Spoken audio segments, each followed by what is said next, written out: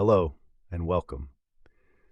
Today, we're taking a deep dive into one of London's most sophisticated and audacious burglary rings.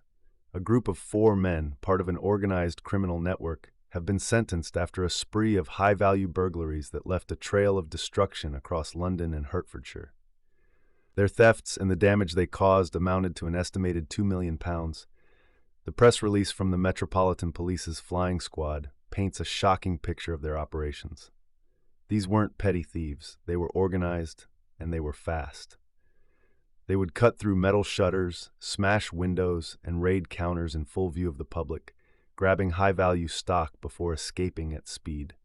This wasn't a one-off operation. The group's criminal activities spanned 2 distinct periods. The first began in January 2020 and lasted until September 2022. During this time, Lewis Northover, Logan, and Bennett were the key players.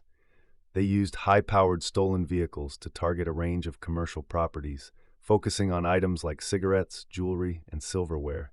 Their method was precise. They'd drive the stolen cars to shops in North London and the surrounding home counties. Once there, they would use tools to cut through the metal shutters and force their way inside. The operations were so swift, with each member having a clearly defined role, that they were in and out in minutes. This first crime wave linked them to in the region of 100 burglaries, with the stolen property and damage exceeding a staggering £1 million. After a brief hiatus, the network resumed their criminal enterprise in April 2024. This time, Northover and Logan were joined by a new member, Sachon Morgan. For 9 months, they targeted more than 35 convenience stores, electronics shops, and even a department store, with several raids on jewelry stores in South London. The stolen goods were often stored in isolated locations, including, astonishingly, the grounds of a church.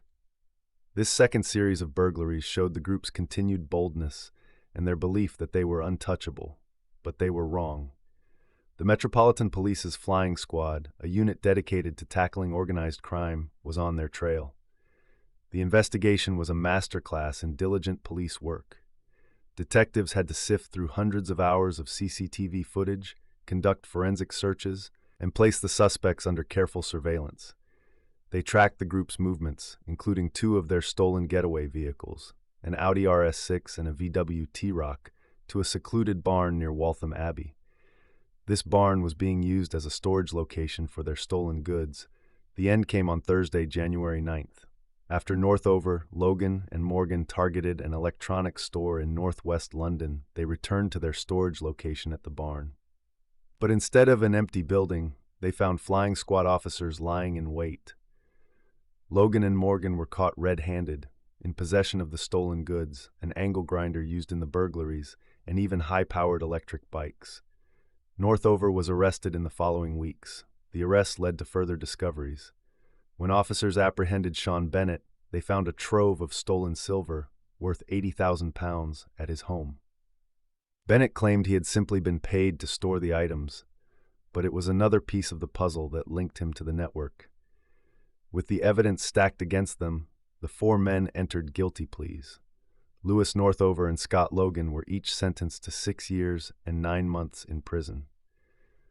Bennett received 4 years and 10 months, and Sachon Morgan was sentenced to 2 years and 7 months. Detective Chief Inspector Scott Mather, who led the investigation, said the men horrified shopkeepers and communities with a series of raids. He added that the force's hard work shows their commitment to taking the fight to criminal gangs. This case serves as a powerful reminder of the sophisticated nature of organized crime, but also of the dedication of the police in bringing these criminals to justice.